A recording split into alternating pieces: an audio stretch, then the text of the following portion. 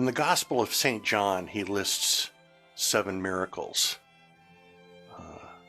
that Jesus performed, less than the many others that were listed in the Synoptic Gospels. But John is a very amorphous and abstract book, and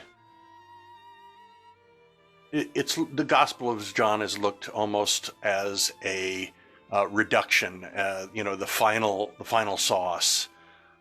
What is important in the life of Christ.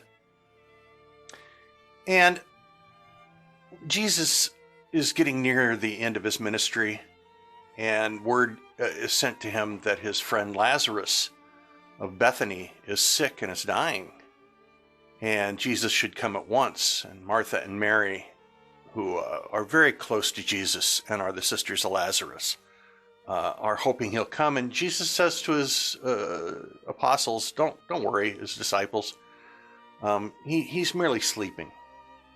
And a couple of days pass, and then Jesus looks at them and says, when I say he's sleeping, that means Lazarus has died. And everyone is stunned that Jesus is so casual about this. And so they head off back to Bethany. And yes, Lazarus has died. He's been in the tomb for 4 days.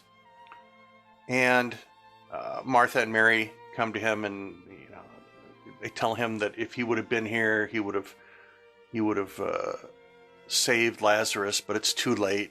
And Jesus says, roll the rock back on the tomb, and everybody goes, whoa, that's not going to smell very good. Jesus says, roll back the rock on the tomb. He calls out to Lazarus to come back to life. Lazarus comes out, decked out in like a mummy, with all his burial windings on him, and they take them off, and out pops Lazarus alive. And it's a miracle.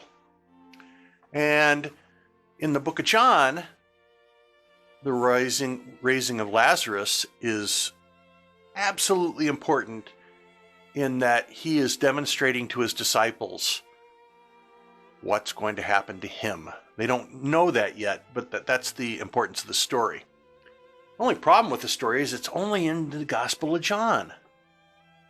Why would the other 3 Gospels not list this groundbreaking event?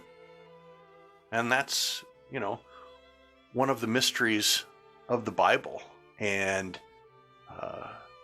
we should thank the Gospel of John for telling us about this event that happened, although it doesn't really say what happened to Lazarus afterward. There are other stories that are apocryphal that, he was going to have to die again someday. I guess he wasn't nearly as afraid of it the second time.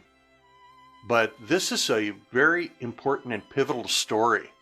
And according to John, it is the last miracle that Jesus performs before his crucifixion.